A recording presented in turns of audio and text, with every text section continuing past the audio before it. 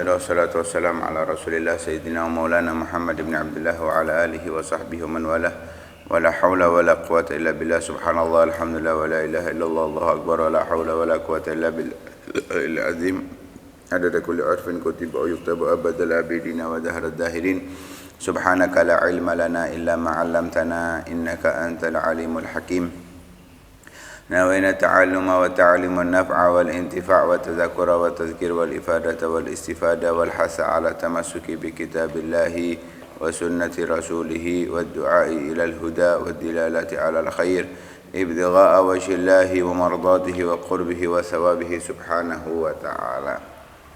قال المصنف رحمه الله ونفعنا به وبعلومه وعلومكم وعلوم سائر الصالحين آمين. إلى أن قال وينبغي لطالب العلم ألا يختار نوع علم بنفسه بل يفوض أمره إلى الأستاذ فإن الأستاذ قد حصل له تجارب في ذلك وعرف ما ينبغي لكل أحد وما يليق بطبيعته. وكان شيخ الإمام الأجل الأستاذ برهان الحق والدين رحمه الله تعالى يقول كان طلبة العلم في الزمان الأول يفوضون أمورهم في التعلم إلى أستاذهم وكانوا يصلون إلى مقصودهم ومرادهم والآن يختارون بأنفسهم فلا يحصل مقصودهم من العلم والفقه.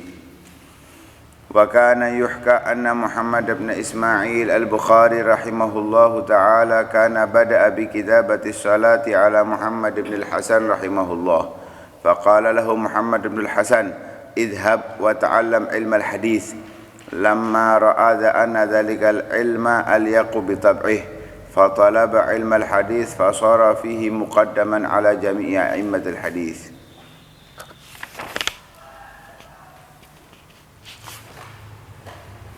وينبغي لطالب العلم ألا يجلس قريبا من الأستاذ عند سبك بغير ضرورة بل ينبغي أن يكون بينه وبين الأستاذ قدر القوس فإنه أقرب إلى التعظيم. Semestinya bagi orang yang mencari ilmu tidak memilih macam kitab dengan pemikirannya sendiri. Datang ke guru itu dengan kosong. Ibarat kita itu papan tulis yang akan diisi oleh seorang guru. Karena masa papan tulis tahu apa yang dibutuhkan untuk dirinya? Kan enggak tahu dirinya ini kotor, perlu apa yang dibersihkan dulu, atau sudah bersih perlu diisi apa, enggak tahu. Guru itu bagaikan manusia yang megang spidol, tinggal mengisi sesuai apa yang dibutuhkan. Begitulah seorang santri ketika ingin menuntut ilmu, gak perlu milih ilmu apa yang saya butuhkan, gak perlu. Tentunya ini gak semua guru ya. Ini guru-guru yang rabbani, yang dia sudah sampai ke derajat tinggi di sisi Allah, bisa disebut dengan murabbi. Baru kita pasrahkan. Adapun kalau selain ke murabbi, ya kita boleh. Kita ingin tahu ilmu fikih, belajar ilmu fikih. Kita ingin ilmu tasawuf, belajar ilmu tasawuf. Ada masalah. Tapi kalau kepada murabbi, jangan pilih-pilih ilmu. Apa yang diminta, ambil. Apa yang diinginkan, berikan sudah. Apa yang ingin diminta dari kitab, kasihkan. Kitab apa? Sudah. Pasrah kepada guru. Bal yufawwid amrahu ilal ustad. Pasrahkan urusan itu kepada guru.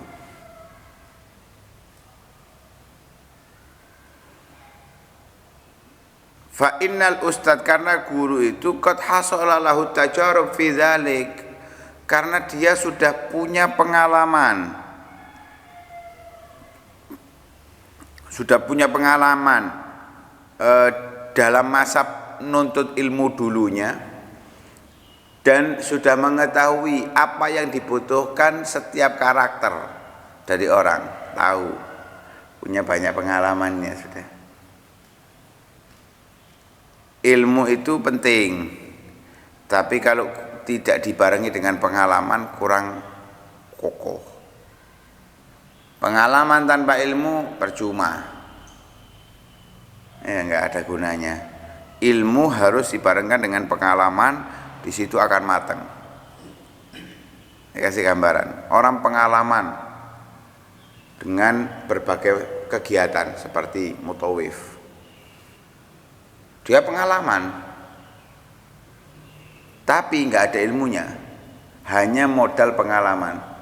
Karena kita pernah nemui orang ya, mulai haji langsung ngomong, aku ngene bimbing iso, kon mondo gak tahu, buka kitab gak tahu, bimbing iso. Jadi modal hanya nganggep dengan pengalaman itu cukup, nggak mikir sah atau enggaknya, nggak dipikir sama dia, yang penting saya. Dan itu yang banyak terjadi pada mutawif, hanya modal pengalaman. Akhirnya gak peduli ini mazhabnya apa, wis pokoknya digolekno, oh iki nggih mazhab iki nggih mazhab iki, wis campur karepe dhewe, gak urusan wis. Sing penting orang umroh dia dapat uang, itu selesai. Gak dipikir resiko itu gak dipikir. Modal ilmu tok tanpa pengalaman, bingung. Berangkat ke sana hanya modal ilmu tok, bingung. Bisa tapi bingung. Seperti orang baru lulus suruh ngajar, celon ngajari.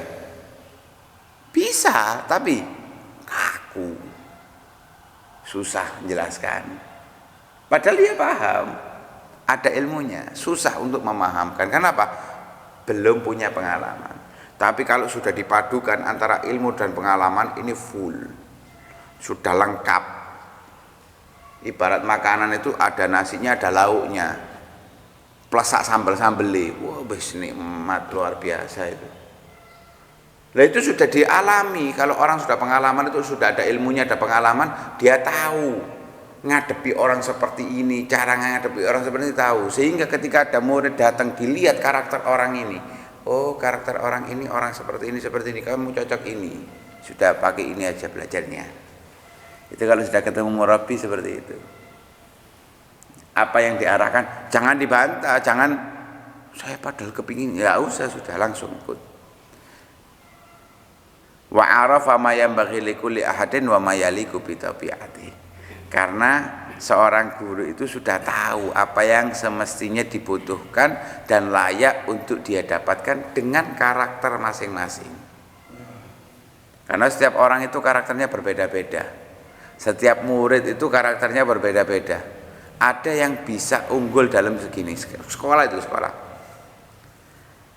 Ada murid itu yang lebih condong di ilmu matematika.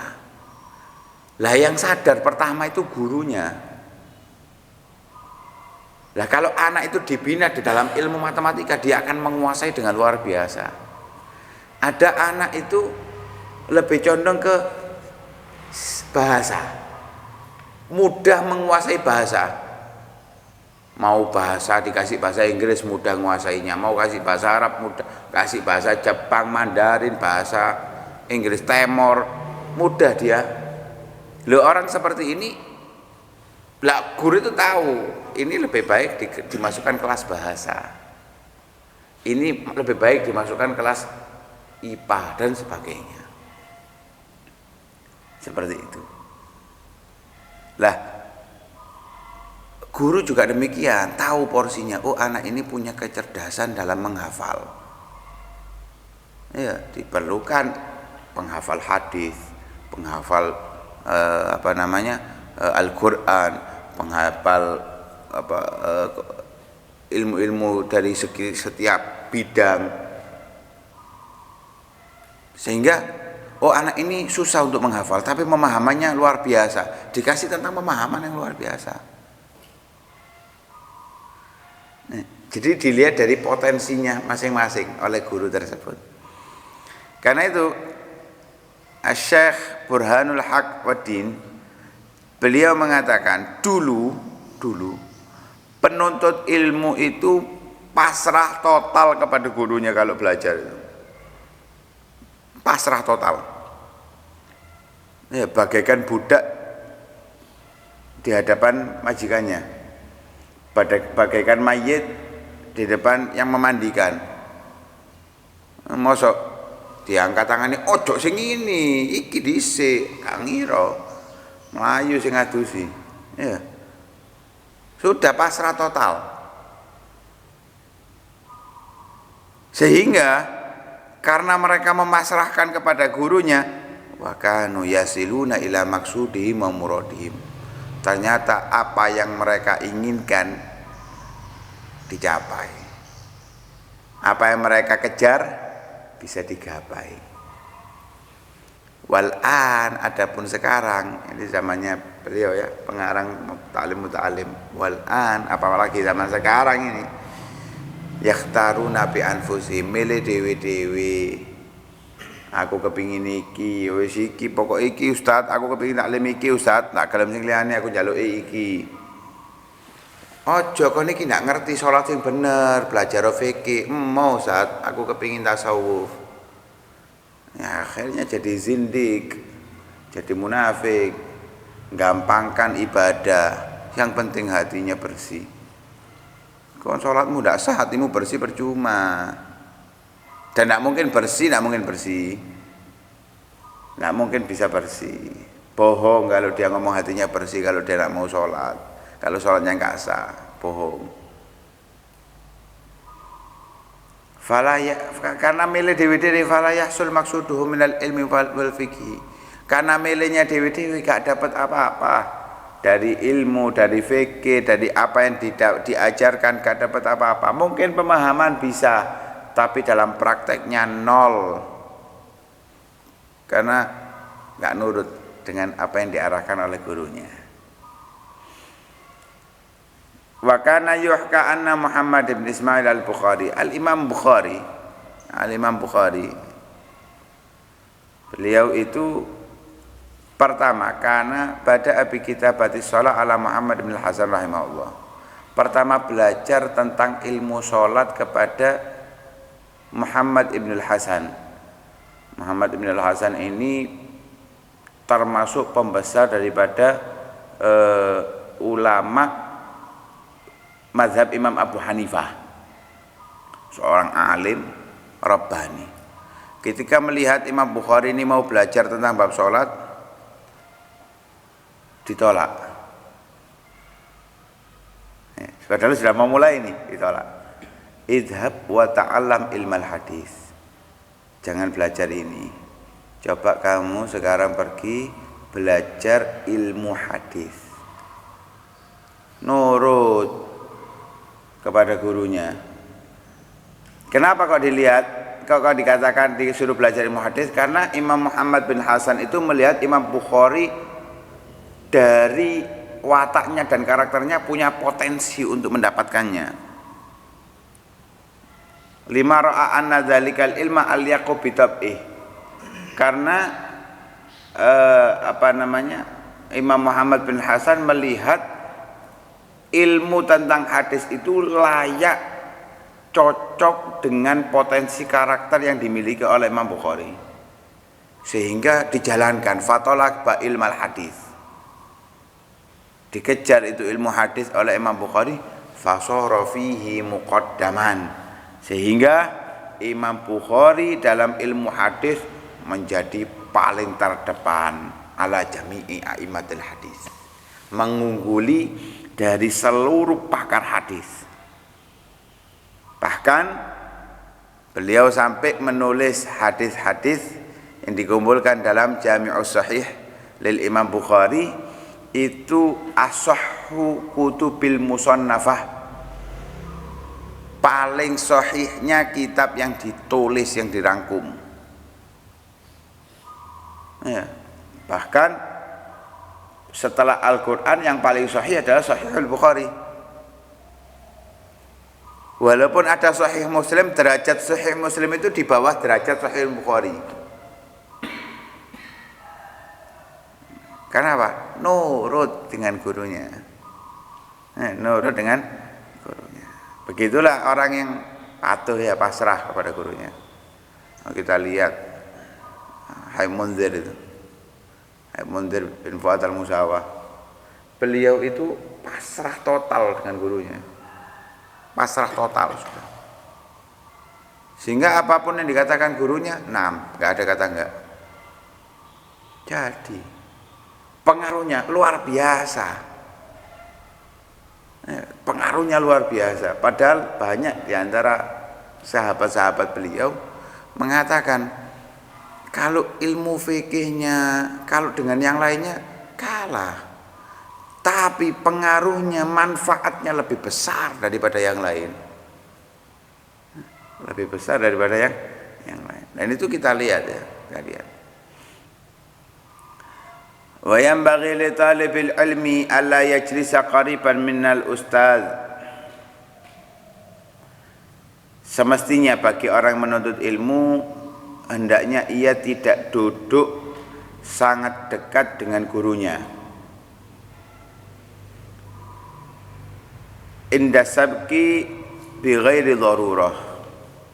Ketika belajar, di masa-masa belajar dilarang untuk duduk terlalu dekat dengan gurunya. Kalau memang bukan karena darurat. Kalau darurat seperti apa? Misalkan mau tanya, pendengaran gurunya sudah menurun. Mosok teko ado bengok-bengok.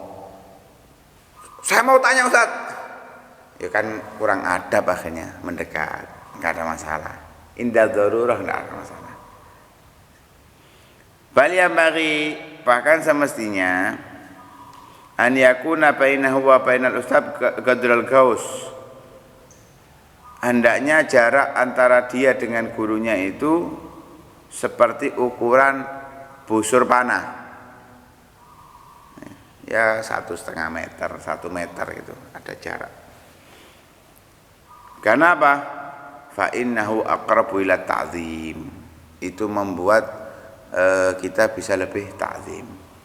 Ya, kecuali kalau sudah gurunya memerintahkan mendekat, ya mendekat. Kalau tidak ada perintah, maka hendaknya kita ada jarak ya. Duduk kita ada jarak dengan. Karena itu penting ya kita mempelajari ilmu kepada seorang guru, tapi kita pasrahkan apa yang kita kejar, apa yang kita inginkan, sehingga ketika kita pasrah kepada guru, guru akan memilihkan sesuatu yang pas untuk kita, dan itu akan memberikan manfaat yang lebih besar daripada apa yang kita pikirkan. Ya, bahkan mungkin apa yang kita pikirkan nggak akan memiliki dampak manfaat sama sekali. Ya. Wallahu a'lam, mudah-mudahan Allah Subhanahu wa taala memberikan kita ilmu manfaat. Allah memberikan kepada kita adab agar kita bisa ta'zim kepada ilmu, kepada ahlul ilmi, kepada guru-guru kita. Amin ya rabbal alamin. Sallallahu alaihi wasallam Muhammadin wa alihi wasallam. Alhamdulillah rabbil alamin. Hadratul Muslim al-Fatihah.